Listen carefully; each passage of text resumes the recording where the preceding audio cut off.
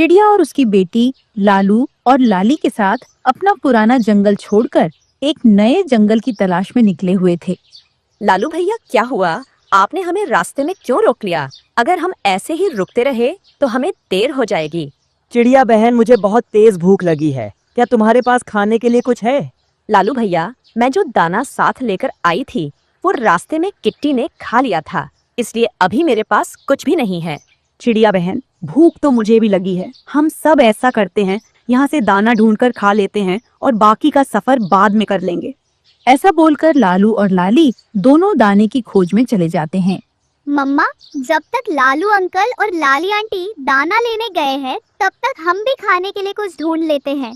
फिर चिड़िया और उसकी बेटी भी भोजन की तलाश में निकल जाती हैं। इधर लालू और लाली को एक पेड़ पर एक घर दिखाई देता है। वो दोनों उसके पास चले जाते हैं। वो इधर उधर देखते हैं, फिर चुपके से घर के अंदर चले जाते हैं। उस घर में एक बूढ़ी फाख्ता बैठी हुई थी। बुढ़िया, अगर तुमने शोर मचाया तो मैं तुम्हारा सिर फोड़ दूंगी, इसलिए मुंह बंद करके चुपचाप बैठे रहना। लाली, अब जल्दी से इस बुढ़िया का दाना उठा लो, मेरे पेट में तो चूहे कूद रहे हैं। मुझ पर दया करो बेटी, मैं सुबह से जंगल में मारी मारी फिर रही हूँ, तब जाकर ये दाना मिला है। अगर तुम ये दाना ले गई तो मैं भूख से मर जाऊंगी। तुम कल मरो या आज ही मर जाओ, हमें क्या, हमें तो बस दाना चाहिए। ऐसा कहकर लालू और लाली उसका सारा दाना लेकर चले जाते हैं। इधर चिड़िया को बहुत ढूंढने के बाद भी चने के बस 2 ही दाने मिले थे। लालू भैया, आपको इतनी जल्दी इतना सारा दाना कहाँ से मिल गया? मुझे तो इतना ढूंढने के बाद भी चने के बस 2 ही दाने मिले हैं। चिड़िया, क्या तुम्हें नहीं मालूम कि हमारी नजर कितनी तेज है? हम दाना दूर से ही देख लेते हैं। फिर वो सब वहीं बैठकर अपना अपना दाना खाने लगते हैं। अब हमें जल्दी जाना होगा, क्योंकि अभी हमें अपना घर भी बनाना है। वो सब फिर से उड़ते हैं। रास्ते में एक तोता अपने घोंसले में बैठा मीठा फल खा रहा था। लाली उसे फल खाता हुआ देखकर उसके पास चली जाती है और तोते का फल उठाकर वहां से भाग जाती है। तोता रोता हुआ उसे देखता ही रह जाता है।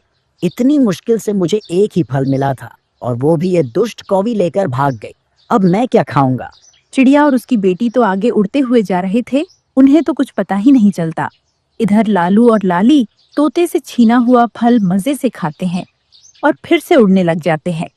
वो सब शाम होने से पहले ही दूसरे जंगल में पहुंच जाते हैं। लाली बहन, शाम होने वाली है, इसलिए अब हमें जल्दी से अपने घर बनाने होंगे। चिड़िया बहन, हम बहुत थक गए हैं, इसलिए हम थोड़ा आराम कर लेते हैं, उसके बाद अपना घर बनाने का काम शुरू करेंगे। ठीक है लाली बहन, जैसी ही आपकी मर्जी। किट्टी बेटा, चलो हम अपना घर बनाने का काम शुरू करते हैं। फिर चिड़िया और उसकी बेटी घर बनाने के लिए लकड़ियां लेने चली जाती हैं और इधर लालू और लाली एक पेड़ पर मजे से सो जाते हैं। बुलबुल बहन, हम इस जंगल में नए आए हैं, क्या आप हमें बता सकती हैं कि हमें घर बनाने के लिए लकड़ियाँ कहाँ से मिलेगी? चिड़िया बहन, आपको घर बनाने के लिए लकड़ियों की कोई जरूरत नहीं है। मेरे घर के पास कपास के पौधे लगे हुए हैं, आप वहाँ से कपास ले लो और उसी से अपना घर बना लो। कपास से बना हुआ घर बहुत नरम और आरामदायक भी होगा। लेकिन बुलबुल बहन, अगर बारिश आ गई तो कपास का घर किसी काम का नहीं रहेगा। चिड़िया बहन, आपके पास समय कम है, इसलिए कपास का घर जल्दी बन जाएगा और अगर बारिश आए तो आप दोनों मेरे घर आ जाना। फिर चिड़िया और उसकी बेटी कपास लेने चले जाते हैं। किट्टी बेटा, मैं घर बनाने का काम शुरू करती हूँ और आप ये कपास लाकर मुझे देते रहना। फिर चिड़िया कपास से घर बनाने लगती है और उसकी बेटी कपास लाकर उसे देती जा रही थी। कुछ देर बाद चिड़िया का घर बनकर तैयार हो जाता है, जो देखने में बहुत सुंदर लग रहा था। शाम को जब लालू और लाली सोकर उठते हैं तो चिड़िया का घर देखकर हैरान रह जाते हैं। लालू जी, देखो उस छोटी सी चिड़िया ने कितना सुंदर घर बनाया है। हाँ लाली, ये घर तो बहुत सुंदर है और ऐसा घर तो हमारे पास ही होना चाहिए था, लेकिन चिड़िया तो हमारी दोस्त है, इसलिए हम ये घर छीन भी नहीं सकते। हमारा कोई दोस्त नहीं है, चलो हम उस चिड़िया को डराकर भगा देते हैं और उसके घर को छीन लेते हैं। ऐसा सोचकर वो दोनों चिड़िया के पास जाते हैं। चिड़िया, क्या तुमने घर बनाने का काम पूरा कर लिया है? लाली बहन, मैंने कपास का घर बनाया है और मेरी बेटी ने घर बनाने में मेरी बहुत मदद की है। चिड़िया, तुमने घर तो बहुत सुंदर बनाया है, अब ऐसा करो तुम दोनों अपने लिए भी एक घर बना लो। लालू अंकल, आप ये क्या कह रहे हो? हमने ये घर अपने लिए ही तो बनाया है। ये सुनकर लालू और लाली हंसने लगते हैं। चिड़िया, अब ये घर हमारा है, क्योंकि जो चीज हमें अच्छी लगती है वो हम किसी को नहीं देते। लेकिन लाली बहन, ये घर तो हमने बनाया है। चिड़िया अब सीधे से जाएगी या फिर हम दोनों से मार खाएगी, तब जाकर तेरी अकल ठिकाने आएगी। ये सुनकर चिड़िया रोने लग जाती है।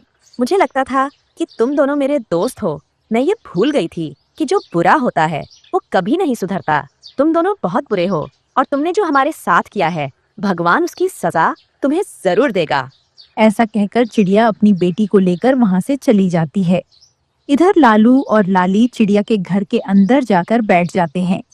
मम्मा, क्या आज की रात हमें इसी पेड़ पर गुजारनी पड़ेगी?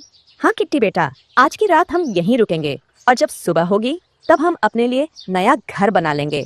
कुछ देर बाद आसमान में काले और घने बादल छा जाते हैं और बहुत तेज बारिश शुरू हो जाती है। बारिश का पानी कपास के घर पर तेजी से गिर रहा था। पानी की वजह से कपास से बना हुआ घर भारी होता जा रहा था। मम्मा, क्या आप भूल गई? बुलबुल आंटी ने बोला था कि अगर बारिश आए तो हमारे घर आ जाना। हाँ बेटी, ये तो मुझे याद ही नहीं रहा था। चलो हम बुलबुल के घर चलते हैं। फिर वो दोनों माँ बेटी बुलबुल के घर चली जाती हैं। चिड़िया बहन, क्या हुआ? क्या बारिश की वजह से कपास का घर टूट गया? नहीं बुलबुल बहन, वो घर तो हमसे उन कौवों ने छीन लिया जो हमारे दोस्त बनकर हमारे साथ आए थे। ये सुनकर बुलबुल हंसने लगती है। चिड़िया बहन, तुम चिंता मत करो। पानी की वजह से जब वो घर भारी हो जाएगा तब उन कौवों को पता चलेगा किसी को परेशान करने की सजा क्या होती है। लालू जी, बारिश बहुत तेज हो रही है, मेरे सिर पर तो पानी भी टपकने लगा है। लाली, ये कपास का घर है, कहीं ना कहीं से पानी तो आएगा ही। थोड़ी ही देर में कपास का घर बहुत भारी होने की वजह से नीचे गिर जाता है और टूट जाता है। लालू और लाली उसी घर के नीचे दबकर वहीं मर जाते हैं। इस तरह उन्हें अपने बुरे कर्मों की सजा मिलती है। रात का समय था। किट्टू अपने घर में उदास बैठा हुआ था क्योंकि उसकी माँ 2 दिन पहले जब दाना लेने गई थी तो एक चील का शिकार बन चुकी थी। मम्मा, आप मुझे अकेला छोड़कर कहाँ चली गई? मुझे आपके बिना यहाँ बिल्कुल भी अच्छा नहीं लग रहा है और मुझे बहुत डर भी लग रहा है। इस तरह वो मासूम बच्चा पूरी रात रोकर गुजारता है। फिर सुबह होते ही किट्टू अपनी पड़ोस में रहने वाली रंगीली तोती के पास जाता है। आंटी, मेरी मम्मा अब इस दुनिया में नहीं है और मुझे अपनी मम्मा के बिना कुछ भी अच्छा नहीं लगता। क्या आप मेरी मम्मा बन सकती हो? उसकी ऐसी बातें सुनकर रंगीली उदास हो जाती है।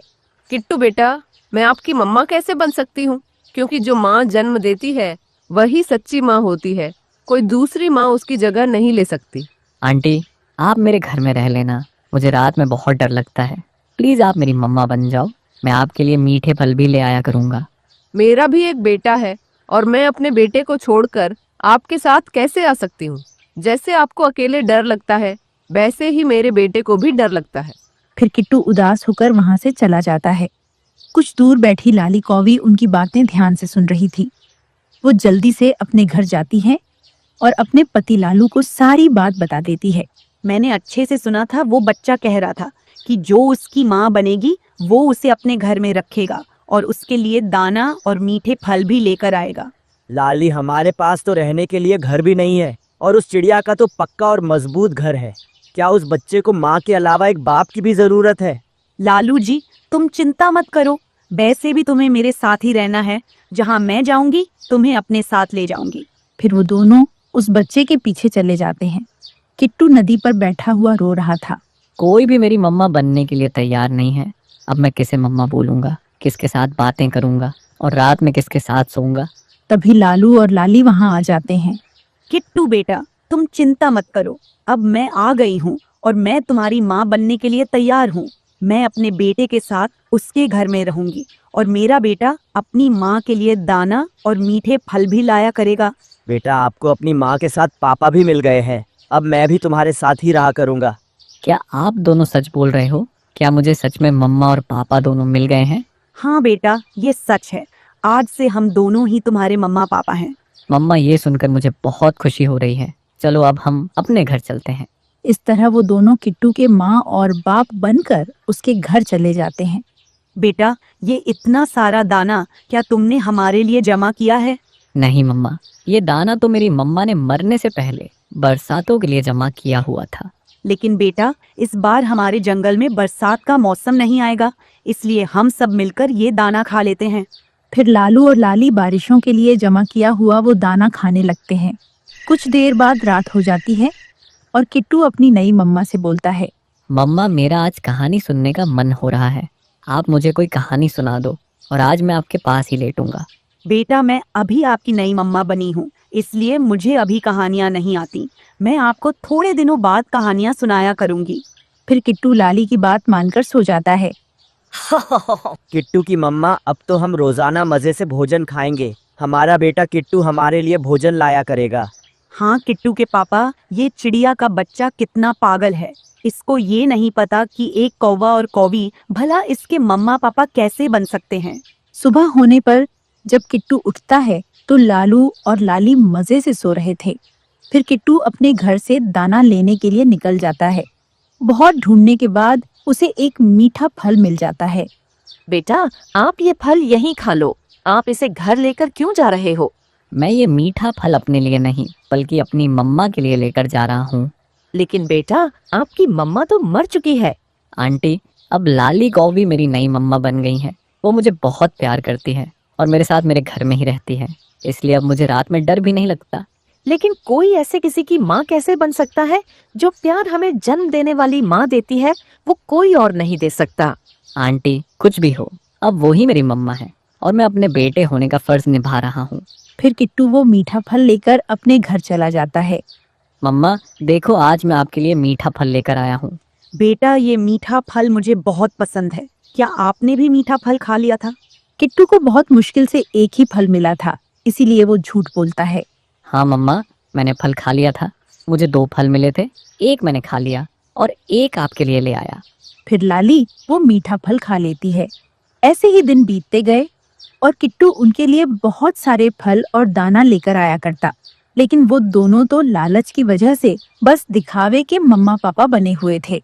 एक दिन जब लाली एक पेड़ पर बैठी हुई थी, तभी वहाँ बुलबुल आ जाती है।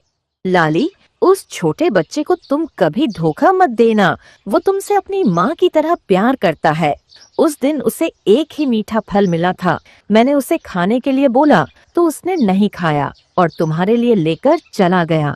कोई भी छोटा बच्चा खाने की चीज देखकर ऐसा नहीं करता। बुलबुल, क्या तुम सच बोल रही हो? क्या सच में उस दिन किट्टू को एक ही मीठा फल मिला था? हाँ लाली, मैं सच कह रही हूँ। फिर बुलबुल वहाँ से चली जाती है और लाली सोच में पड़ जाती है। मैं कितनी बुरी हूँ। वो बच्चा मुझे अपनी माँ समझकर मुझे इतना प्यार देता है और मैं उसे ही धोखा दे रही हूँ। आज से मैं ऐसा नहीं करूँगी। अब वो मेरा ही बेटा है और मैं उसे माँ बनकर दिखाऊंगी। वो एक कौवी थी, इसलिए उसके अंदर की ममता जाग जाती है। फिर वो जल्दी से अपने घर जाती है और किट्टू को गले से लगा लेती है। बेटा, मुझे माफ कर देना। मैंने आपके साथ बहुत गलत किया है। आज से आप घर पर ही रहना और मैं आपके लिए भोजन लाया करूंगी। नहीं मम्मा, अब मैं बड़ा हो गया हूँ, इसलिए अब हम दोनों साथ मिलकर भोजन लेने जाया करेंगे। लालू जी, देखो ये बच्चा कितना प्यारा है और आज से मैंने इसे सच में अपना बेटा मान लिया है। हाँ लाली, इस बच्चे ने हमें इतना प्यार दिया और हमने इसके साथ कितना गलत किया, लेकिन अब आज से मैं भी इसे अपना बेटा माना करूंगा और उसे वो प्यार दूंगा जो एक बाप अपने बच्चे को देता है। फिर उस दिन के बाद लालू और लाली किट्टू को अपने बेटे की तरह पालने लगते हैं। लालू उसके लिए खिलौने लेकर आता और उसका बहुत ध्यान रखता और लाली उसे रात में अपने पास लिटाकर कहानियां सुनाती और उसे एक माँ का प्यार देती। इस तरह वो परिवार खुशी से रहने लगता है।